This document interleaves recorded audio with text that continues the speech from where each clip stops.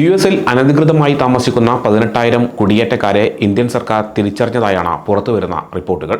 ശരിയായ രേഖകളില്ലാതെ യുഎസിൽ താമസിക്കുന്ന ഇന്ത്യൻ കുടിയേറ്റക്കാരെ കണ്ടെത്താൻ ഇന്ത്യൻ സർക്കാർ യുഎസ് അധികാരികളുമായി ചേർന്ന് പ്രവർത്തിക്കുന്നുണ്ട്.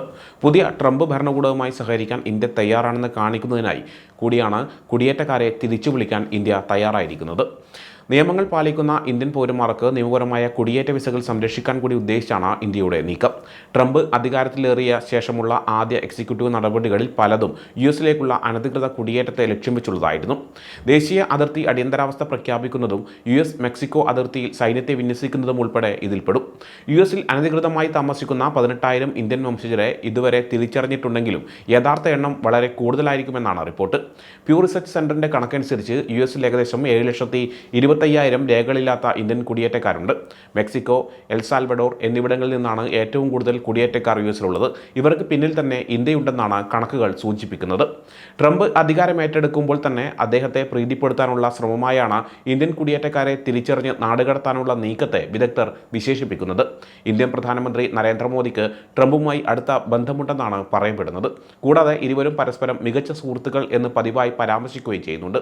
എന്നിരുന്നാലും അമേരിക്ക ആദ്യം എന്ന നയത്തിന്റെ ഭാഗമായി ഇന്ത്യക്കെതിരെ ഉയർന്ന വ്യാപാര തീരുവ ചുമത്തുമെന്ന് യുഎസ് പ്രസിഡന്റ് ഭീഷണി മുഴക്കിയിട്ടുണ്ട്. ഇത് ഇന്ത്യയെ തളർത്തും. കൂടാതെ വ്യാപാര സംഘർഷങ്ങൾ ഒഴിവാക്കാൻ മോദി സർക്കാർ ആഗ്രഹിക്കുന്നതായും കരുതപ്പെടുന്നു.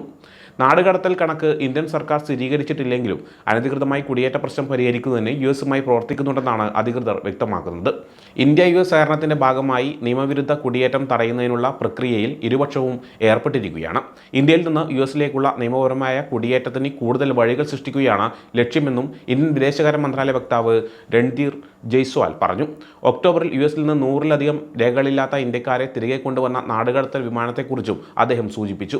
കഴിഞ്ഞ വർഷം 1,000-ലധികം ആളുകളെ തിരികെ കൊണ്ടുവന്നതായി ജയ്സ്വാൾ പറഞ്ഞു. സാങ്കേതിക വിദ്യ, എഞ്ചിനീയറിംഗ് തുടങ്ങിയ മേഖലകളിൽ പലപ്പോഴും ഉപയോഗിക്കുന്ന വൈദഗ്ധ്യമുള്ള കുടിയേറ്റക്കാർക്കുള്ള H-1B വിസയുടെ പദവി സംരക്ഷിക്കുക എന്നതാണ് ഇന്ത്യൻ സർക്കാരിന്റെ പ്രധാന മുൻഗണന. 2023 നൽകിയ എല്ലാ H-1B വിസകളും ഏകദേശം 75% ഇന്ത്യക്കാരായിരുന്നു. മെച്ചപ്പെട്ട തൊഴിൽ സാധ്യതകൾക്കായി യുഎസിലേക്ക് മാറാൻ ആഗ്രഹിക്കുന്ന ഇന്ത്യൻ തൊഴിലാളികൾക്ക് ഇത് ഒരു സുപ്രധാന ജീവിത മാർഗമായി കണക്കാക്കപ്പെടുന്നുണ്ട്. എന്നിരുന്നാലും അമേരിക്കക്കാർക്ക് ലഭിക്കേണ്ട ജോലികൾ ഏറ്റെടുക്കാൻ വിദേശികളെ വിസകൾ അനുവദിക്കുന്നുവെന്നാണ് ചില റിപ്പബ്ലിക്കന്മാർ ആരോപിക്കുന്നത്. ട്രംപ് തുടക്കത്തിൽ അവയെ അനുകൂലിച്ചിരുന്നെങ്കിലും പിന്നീട് നിലപാട് മയപ്പെടുത്തിയിട്ടുണ്ട്. വൈദഗ്ധ്യമുള്ള തൊഴിലാളികളെ ആവശ്യമുണ്ടെന്നാണ് ട്രംപ് വ്യക്തമാക്കിയിരിക്കുന്നത്. ട്രംപിന്റെ പ്രചാരണത്തിന് ധനസഹായം നൽകുകയും ഇപ്പോൾ അദ്ദേഹത്തിന്റെ സർക്കാരിൽ ഒരു പ്രധാന സ്ഥാനം വഹിക്കുകയും ചെയ്ത ടെസ്ലയുടെയും സ്പേസ് എക്സിന്റെയും സ്ഥാപകനായ എലോൺ മസ്ക് H-1B പദ്ധതികൾക്ക് പിന്തുണ പ്രഖ്യാപിച്ചിട്ടുണ്ട്. ട്രംപ് കൂട്ട നാടുകടത്തൽ ഭീഷണി മുഴക്കിയതോടെ 10,000-കണക്കിന് ഇന്ത്യക്കാരെ യുഎസ് നാട്ടിലേക്ക് അയക്കുന്നതിൽ നിന്നുള്ള ഏതെങ്കിലും നാണക്കേട് തടയാനുള്ള നീക്കമായും ചിലർ ഇതിനെ വ്യാഖ്യാനിക്കുന്നുണ്ട്.